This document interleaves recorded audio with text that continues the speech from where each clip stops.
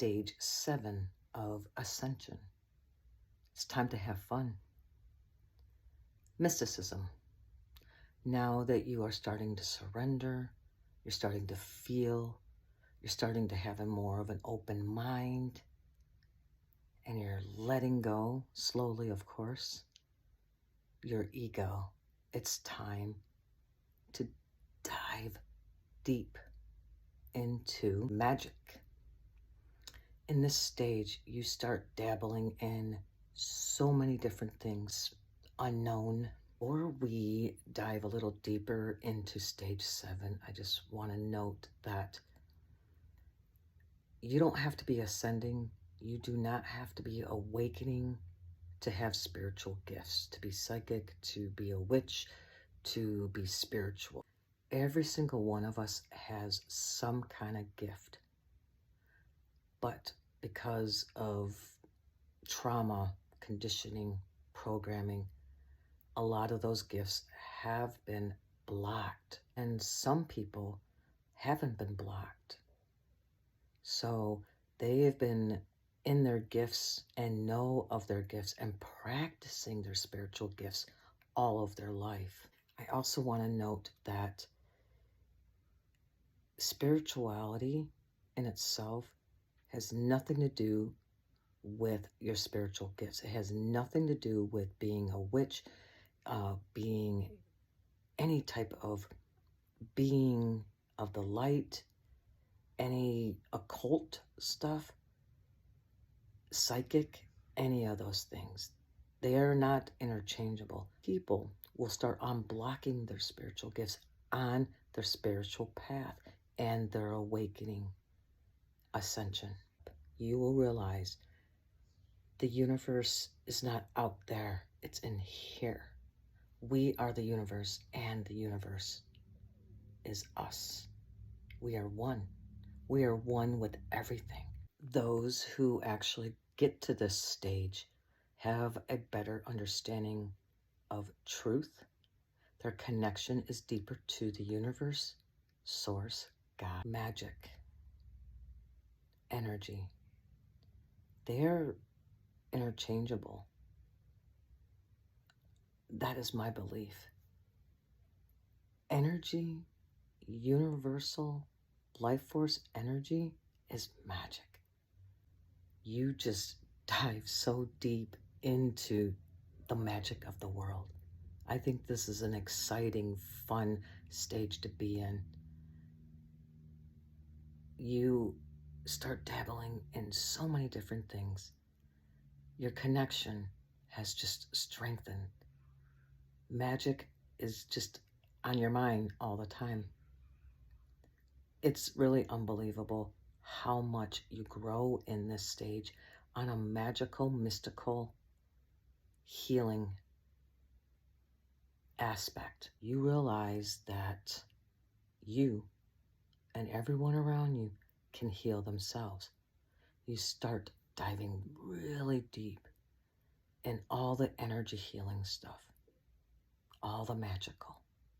You know that magic is all around us, and we can use that magic to help. We can use that magic to heal. What you can do with source energy is amazing, and this is the step, the stage that this happens. It becomes part of you. It becomes part of you. We deepen our connection with our soul purpose. If you don't already know, in this stage, you will start to find out what you're supposed to be doing in your life, why you're here. Now, if you don't find that out in this stage, 8 and 9, you will for sure know your soul purpose. Remember, it is about the journey, not the journey's end. You'll be healing on every single one of the 12 stages. Healing is a lifelong journey. You can go really fast in this stage, but even if you don't and you just want to stay here for a while, that's okay. This stage is going to bring you to another awakening. Awakening to your soul, awakening to energy, and how everything is connected. Energy that you're feeling, people call it chi, Q, prana, kundalini, or what I call it, universal life force energy. It is all the same.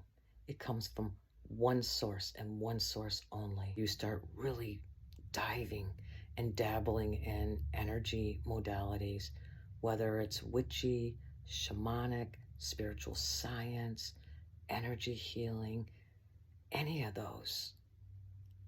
They all have something in common. Energy. Some physical symptoms is energy boosts or surges, physically, emotionally, mentally, sexually. You get a lift in energy. You start to feel things. Your psychic gifts, or what I like to call them, your spiritual gifts, are just starting to get sharper and sharper. They start coming faster and faster. Also, interconnectedness on a cosmic universal level. You feel so very connected to the universe, to source, to God. There are also what we would call not so good symptoms that go on in this stage. And I suggest if you have any of these symptoms, I would go to the doctor first to rule out anything, and then also find a mentor or a coach in this stage. Usually people do. But some of the things would be mania, also mood swings, hypersensitivity, insomnia, mania, like I said. It almost could feel like you're going into some kind of psychosis. And some people call it a spiritual psychosis.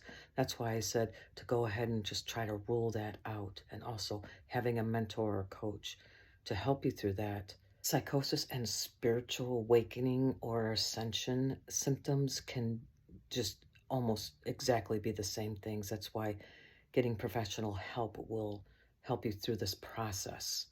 Now, remember that Western medicine, they don't really know anything about this particular part of all these spiritual awakening and ascending symptoms. So if you could find someone that actually is or is knowledgeable and educated in spiritual symptoms, there is also one more symptom that happens in this stage, and that is altered states. And sometimes they are scary. Now, I was going through this last year. I was actually time traveling, as people would say. Time was stopping, freezing. I was seeing things that weren't there, but they were there. I can go on, and you guys are welcome to ask me questions if you like.